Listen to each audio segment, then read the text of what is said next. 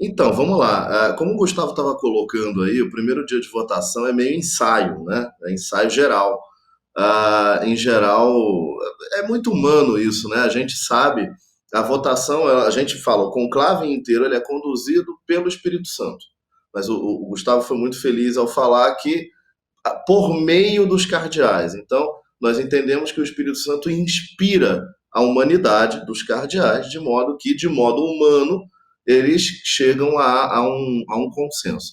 Então, é muito natural que no início da conversa você proponha aquilo que está na sua cabeça, não necessariamente o extremo, mas assim, você vai votar em quem você de fato acha, independente de consenso, quem é melhor ou não para dar o recado, né? Mas então é pouco provável que já surja um nome nesse primeiro momento. Agora, né? Eu não creio, a expectativa minha, a gente não tem como, né, ter certeza das coisas, mas minha expectativa é que não demore muito, né? O conclave que elegeu o Bento XVI demorou 3 dias, o conclave de Francisco também 2 dias.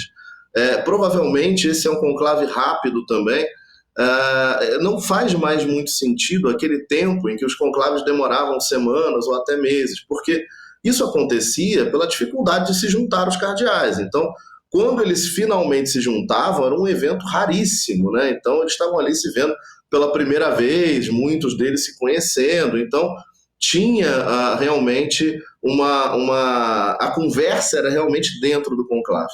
Agora não, se você parar para pensar, esses cardeais estão juntos há mais de 15 dias, né, se reunindo todos os dias. Alguns dias se reuniram mais de uma vez por dia. É fato que os 133 votantes eram 135, mas dois, por motivos de saúde, não puderam estar. Esses 133 votantes só se formaram mesmo no domingo. Então, no domingo, se completou, né, o número de cardeais votantes, mas 100 já estavam ali, né? Então você tem essas conversas fora do conclave e certamente já existe, se não um consenso, se não os 2 terços, né? Porque 2 terços é muita coisa, mas já deve existir alguns nomes fortes despontando por aí. E muito possivelmente serão, aliás, muito possivelmente não, o próprio Colégio de Cardeais já disse o que espera de um novo Papa. Então, dentro dessas reuniões diárias que eles faziam, essas reuniões se chamam congregações, porque, enfim, são os cardeais congregam, né? Então, nessas congregações se discutiu muita coisa, e dentro de uma dessas congregações se discutiu qual seria o perfil do novo Papa. E aí o Colégio de Cardeais, como uma coletividade, é claro que você pode ter ali as opiniões individuais, mas como uma coletividade, divulgou via sala de imprensa da Santa Sé que o que se esperava era um Papa que continuasse o trabalho de Francisco, mas que também fosse agregador, né? Também olhasse para a unidade da Igreja. Ah, então, esse é o perfil que deve sair, já que eles disseram isso, né? Então, a gente está esperando já alguma coisa nesse sentido. Vale lembrar que eu estava olhando muitos comentários hoje, né? O Zuc estava falando sobre isso também. Porque tem o mais progressista, o menos progressista. Na igreja nunca vai existir esquerda ou direita, né? A igreja tem suas bandeiras que vêm da doutrina social da igreja. Algumas são apropriadas pela direita, outras pela esquerda. Isso falando de Brasil, né? Se a gente for para o exterior, aí as esquerdas e direitas são muito diferentes. Mas dentro daquilo que a gente chama de... O que é o progressismo da igreja? É uma igreja mais aberta ao diálogo com um mundo que já não é cristão, né? Um mundo não cristão. O que a gente vai chamar de conservadorismo na igreja? Aqueles que pretendem que as mudanças sejam mais lentas, então que a igreja se abra mais lentamente ao diálogo com o mundo. Mas inexoravelmente ela vai se abrir. E por quê? O se abrir não significa abraçar aquilo que o mundo diz, né? A igreja tem seus valores imutáveis, tem sua doutrina imutável. Porém, o diálogo precisa acontecer porque a função da igreja é esta, né? A função da igreja é espalhar o evangelho. E é espalhar o evangelho entre quem? Entre os que já são evangelizados? Não, também, né? Mas prioritariamente entre aqueles que ainda não conhecem a Cristo. Então, você precisa sim ter o diálogo extramuros, como a gente fala. E esse trabalho foi proposto pelo Concílio Vaticano II. Olha, os tempos da igreja, eles são muito diferentes dos tempos da gente, né? A gente, quando fala aí, colocando a política no meio, quando a gente fala em política, a gente olha horizontes aí de 4 anos, no máximo 8 anos. Quando a gente fala de igreja, esses horizontes se alargam muito, né? Então, em 1965, então a gente está falando aí de 60 anos atrás, 60 e poucos anos atrás, a igreja concluiu um conclave. Um conclave é uma grande reunião, né, maior do que essa, porque inclui cardeais, bispos, padres, religiosos, leigos, diáconos, convidados em geral, enfim. Então, o conclave é uma grande reunião da igreja que ela serve para quê? Para tomar decisões. É como se fosse, se a gente comparasse com uma empresa, seria o grande planejamento estratégico, né? Então, como é que eu vou exercer a minha função de espalhar o evangelho a partir dos próximos anos? E o Concílio Vaticano II, que se encerra em 1965, ele olhava justamente para uma realidade que já se avizinhava. O mundo estava deixando de ser cristão. Então não é que o cristianismo tenha acabado, a gente vê aí 70% da população brasileira ainda se declara, né, católica ou cristã, mas o fato é que os valores, o jeito, as leis, as regras, o modus operandi da sociedade já não necessariamente, obrigatoriamente, reflete o mundo cristão. Então, em 1965, isso ainda era verdade, mas a igreja já sabia que não seria o tempo todo. Então, ela precisava saber dialogar com esse novo mundo. Então, ali foram assentadas as bases do que deveria ser a igreja do século XXI, vamos colocar desse jeito. Então você tem Paulo VI, né, você tem João 23 que abre esse concílio, Paulo VI que encerra esse concílio, depois vem São João Paulo II, num pontificado muito longo, que assenta as decisões do concílio. Então as decisões do concílio também provocaram ânimos exaltados, provocaram paixões, mas vem João Paulo II, num pontificado longo, e assenta isso, e também assenta avançando, porque não é só assentar, vamos dizer assim, a letra do concílio, né? É preciso fazer o que o concílio pede. Então, São João Paulo II foi ao encontro do povo, se tornou o Papa Peregrino, criou um monte de coisas que nós conhecemos hoje, por exemplo, a Jornada Mundial da Juventude, que era um diálogo muito mais próximo e aberto com a juventude, se tornou um Papa muito mais acessível que os outros. Então, já eram avanços que eram pedidos pelo concílio. E aí veio Bento XVI, então um papa mais moderado, né? O povo chama ele de conservador, né? Mas o Bento XVI, no Concílio Vaticano II, era conhecido como progressista. Então tudo depende do referencial, né? Então Bento XVI era muito a favor das mudanças que o Concílio Vaticano II pedia, exatamente esse diálogo, essa abertura.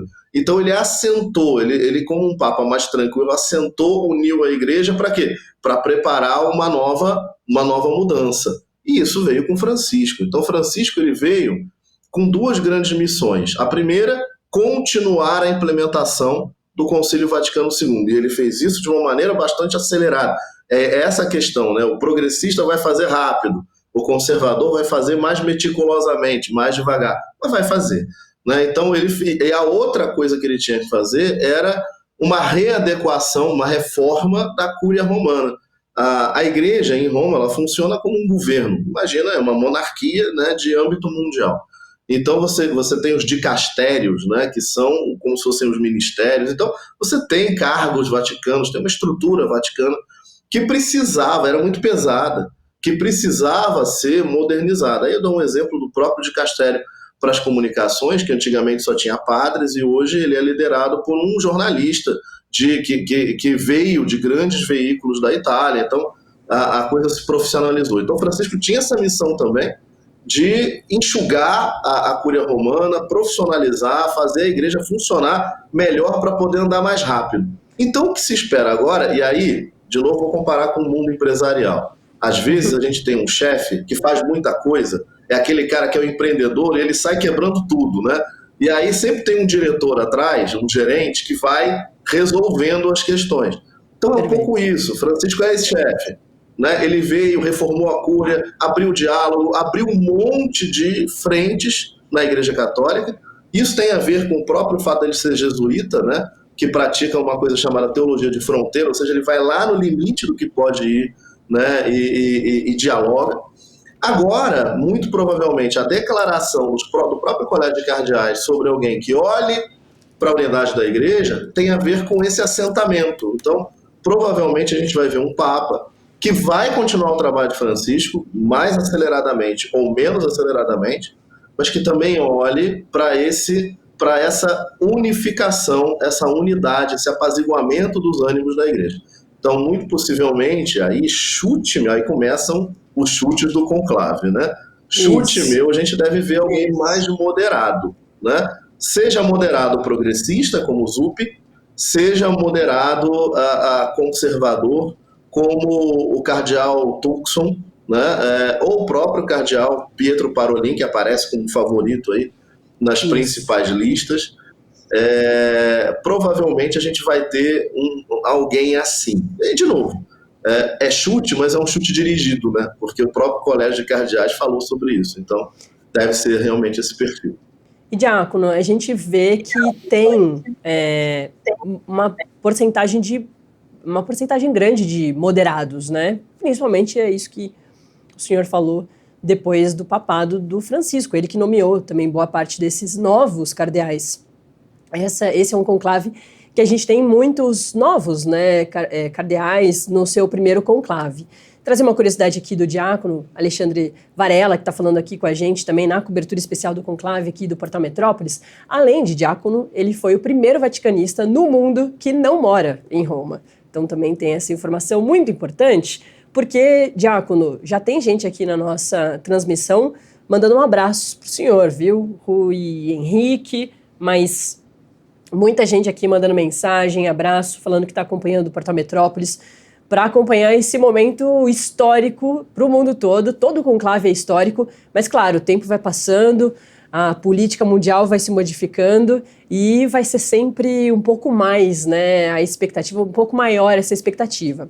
Narrar também um pouquinho do que você vê pela nossa imagem da Viore, a nossa agência de imagens do mundo todo, que nesses próximos dias você vai ver muito esse enquadramento da Praça de São Pedro, que é justamente onde está a Capela de São Pedro, onde começou o funeral do Papa Francisco há 15 dias, vamos falar assim bem por cima.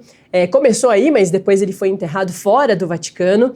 Mas hoje, o dia começou na Capela de São Pedro com uma missa de início de trabalho do conclave. Os cardeais todos, votantes e não votantes, estavam lá reunidos para essa missa. Mais de 5.000 turistas, pessoas do mundo todo, foram acompanhar essas primeiras palavras do dia. Depois, os cardeais saíram de lá e foram em procissão para a Capela Sistina, que é a que está ao lado direito. A gente não consegue ver muito, né, na imagem, mas é essa menorzinha que fica ao lado direito. Ali eles foram trancados.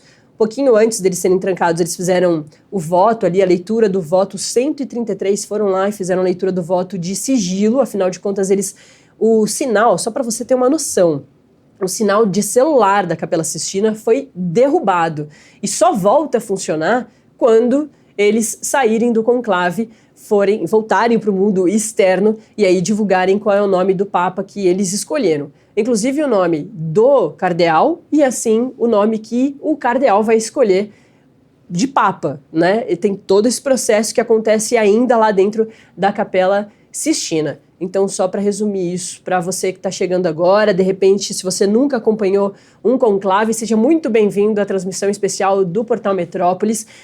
Assim como eu estou dizendo, ali a